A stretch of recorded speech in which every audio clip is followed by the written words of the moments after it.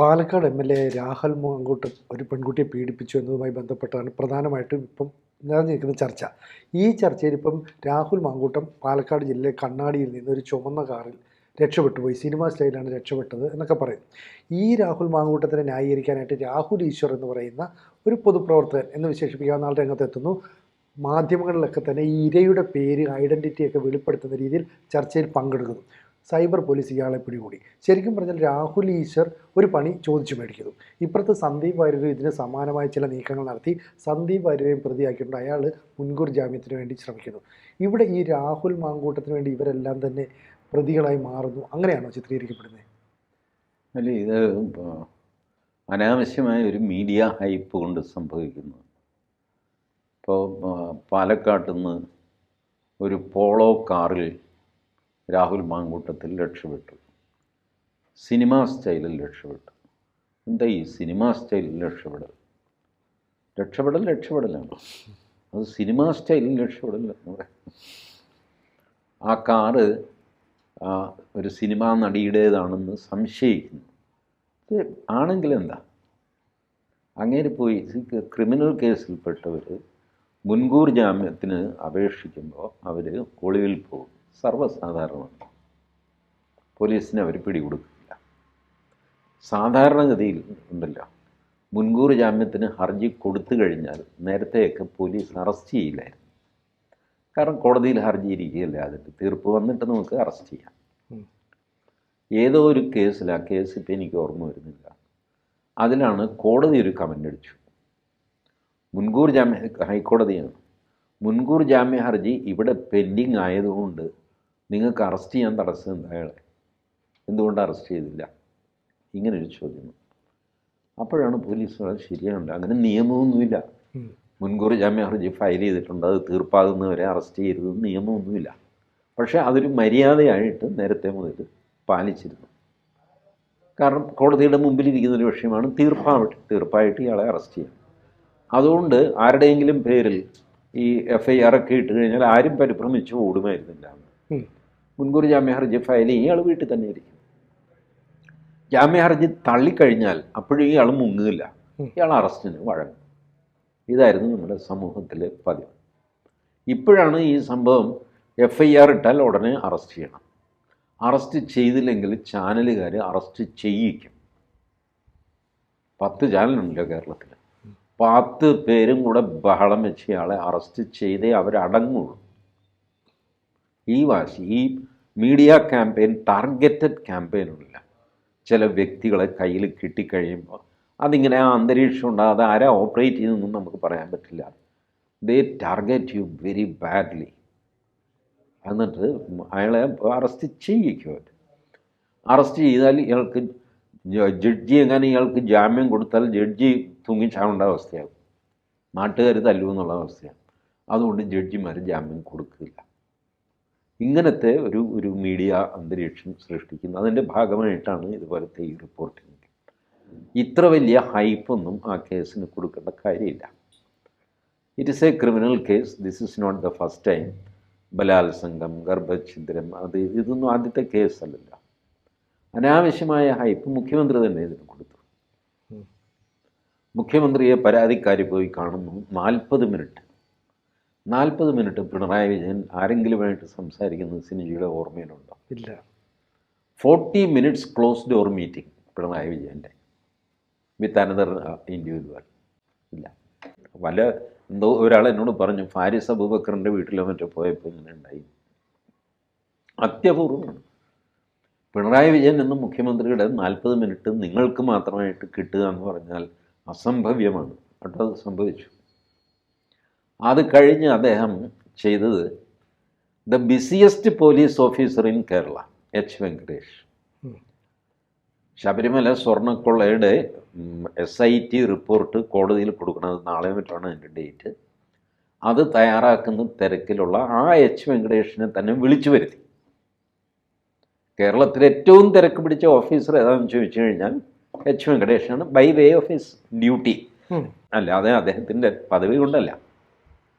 ഈ ഡ്യൂട്ടി കാരണം നിന്ന് തിരിയാൻ സമയമില്ലാത്തൊരു ഉദ്യോഗസ്ഥൻ അയാളെ തന്നെ വിളിച്ചു വരുത്തിയിട്ട് ഈ ബലാത്സംഗ പരാതിയോ വാട്ടെവർ അതിനകത്തുള്ള അലിഗേഷൻസ് അത് ഹാൻഡ് ഓവർ ചെയ്യുന്നു. ഇമ്മീഡിയറ്റ് പ്രത്യേക അന്വേഷണ സംഘം ഉണ്ടാവും.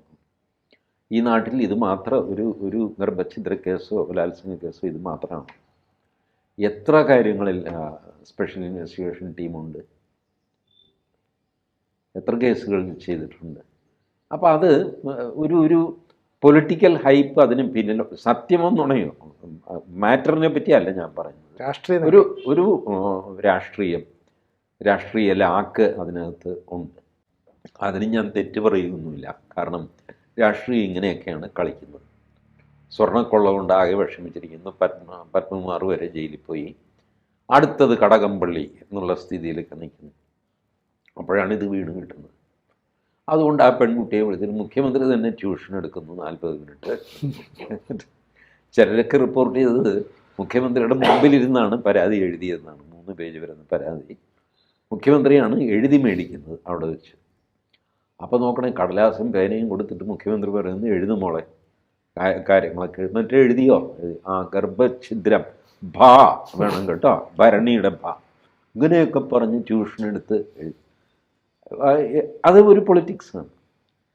I will not blame him. തെരഞ്ഞെടുപ്പാണ്, അങ്ങേർക്കും ഇതിൽ നിന്ന് രക്ഷപ്പെടണം പിണറായി വിജയന്, അതിനുള്ള തത്രപ്പാട്. ബട്ട് മീഡിയ ഇങ്ങനെ ഈ ഒരു കേസ് ഹൈപ്പ് ചെയ്ത് കഴിഞ്ഞാൽ അതിനകത്ത് ഈ പ്രശ്നമൊക്കെ വരും. പിന്നെ മറ്റ് അസോസിയേറ്റഡ് കേസുകൾ അവരൊന്നും ഈ പറഞ്ഞ കുറ്റമൊന്നും ചെയ്തതായിട്ട് എനിക്ക് തോന്നുന്നു. അതൊരു മീഡിയ ബഹളമാണ്. അതിജീവിതയുടെ ഐഡൻറ്റിറ്റി വെളിപ്പെടുത്തി എന്നൊക്കെ പറഞ്ഞിട്ട് ഇങ്ങനെ മൂക്കിന് ചുറ്റും 3 വളർത്തിട്ട് അങ്ങനെ അതിൽ നിന്ന് ഇത് മനസ്സിലാകും എന്നൊക്കെ പറഞ്ഞു ഒരു ബഹളം. പോലീസുകാർ പിന്നെ ഈ അറസ്റ്റ് ചെയ്തില്ലെങ്കിൽ പോലീസുകാർ കുറ്റക്കാരാകും, അതുകൊണ്ട് അവരെയൊക്കെ പിടിച്ചുകൊണ്ട് പോവുക. അതിലൊന്നും ഒരു കഥയുമില്ല. ഇതൊക്കെ നേരത്തെ മുതൽ ഈ അതിജീവിതയുടെ ഐഡൻറ്റിറ്റിയൊക്കെ എവിടെന്നെങ്കിലുമൊക്കെ ലീക്കായിട്ടൊക്കെ പോകും. അത് ശരിയായിരിക്കും. പക്ഷേ ഈ രാഹുൽ ഈശ്വർ എന്ന് പറയുന്ന വ്യക്തി ചാനൽ ചർച്ചകൾ തുടർച്ചയായിട്ട് പലപ്പോഴും പല കേസുകളിലും ഈ വിവാദം ഉണ്ടാക്കുന്ന രീതിയിലാണ് കാര്യം പറഞ്ഞത്. എന്ന് വെച്ചാൽ ഇരയെ കുറ്റപ്പെടുത്തുന്ന രീതിയിൽ, അല്ലെ പ്രതിഭാഗത്തിനെ ന്യായീകരിക്കുന്ന രീതിയിൽ. അതുകൊണ്ട് രാഹുൽ ഈശ്വർ ഇവിടെ ചെയ്യുന്നതൊരു കുറ്റമാണെന്ന് അംഗീകരിക്കാൻ പറ്റില്ലേ? അല്ല, എങ്ങനെ കുറ്റമാകുന്നത്? നമുക്ക് ഇഷ്ടപ്പെടാത്ത കാര്യം അയാൾ പറയുന്നു, അതുകൊണ്ട് അയാൾ കുറ്റവാളി എന്ന് പറയാൻ പറ്റുമോ? അയാൾ മറുവശം പറയുന്നു. ജനറലി മറുവശം പറയാൻ ആരുമില്ല. അപ്പോൾ ആ വാക്വത്തിൽ അയാൾ സംസാരിക്കുന്നു. അത് ക്രിമിനൽ കുറ്റമാകുന്നത് എങ്ങനെയാണ്?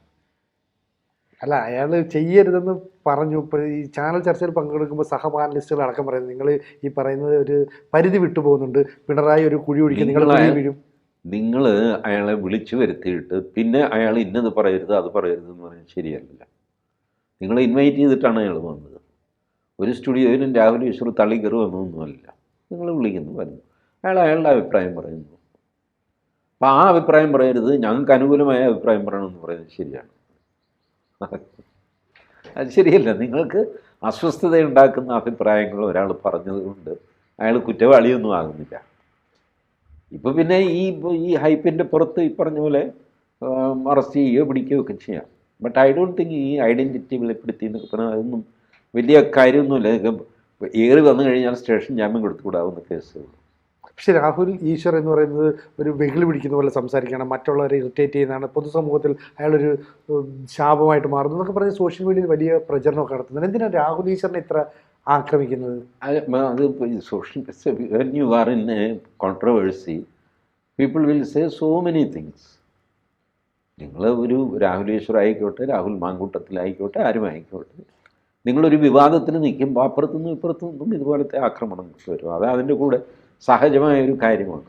അതിന് പ്രത്യേകിച്ച് അതിലൊരു പ്രത്യേകതയും ഞാൻ കാണുന്നില്ല. നിങ്ങളൊരു ബഹളത്തിൻ്റെ നടുക്ക് നിൽക്കുകയല്ലേ, അപ്പോൾ 2 വശത്തു നിന്നും ആക്രമണങ്ങളുണ്ടാവും.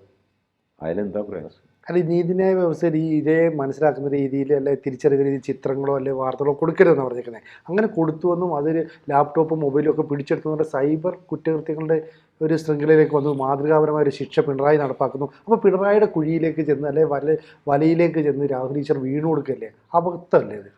അങ്ങനത്തെ വ്യാഖ്യാനങ്ങളൊന്നും വേണ്ട സിനിജി.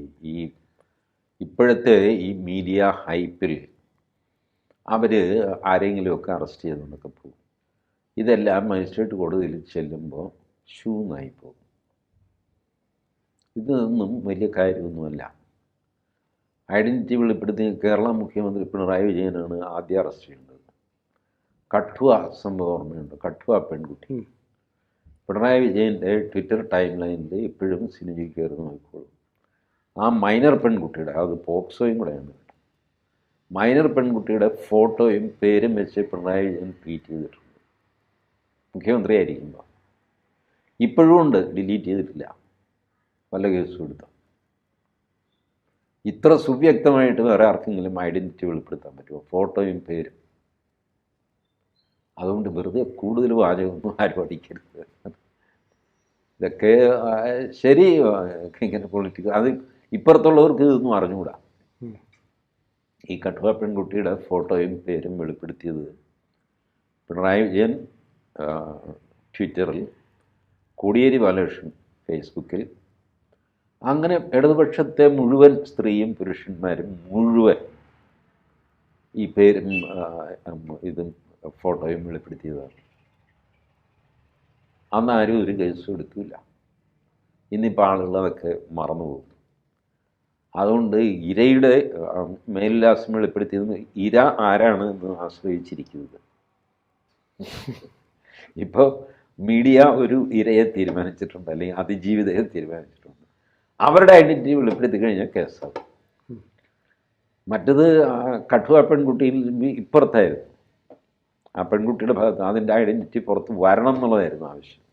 കാരണം അതൊരു മുസ്ലിം പെൺകുട്ടിയായിരുന്നു. അതുകൊണ്ട് ആ പേര് പുറത്ത് വരണം.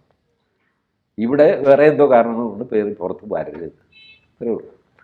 എനിവേ, വന്നാലും പോയാലും ഈ ഐഡൻറ്റിറ്റി വെളിപ്പെടുത്തുക എന്നൊക്കെ പറയുന്നത് സ്റ്റേഷൻ ജാമ്യം കിട്ടാവുന്നൊരു കേസാണ്. അതിൻ്റെ പുറത്ത് ഇനിയിപ്പോൾ എന്തെങ്കിലും നൂലാമാലയൊക്കെ കെട്ടി വെച്ചിട്ട് വകുപ്പൊക്കെ ഇട്ട് അത് മജിസ്ട്രേറ്റിൻ്റെ അടുത്ത് നിന്ന് ജാമ്യം കിട്ടുന്ന രീതിയിലാക്കുകയൊക്കെ ചെയ്യാം.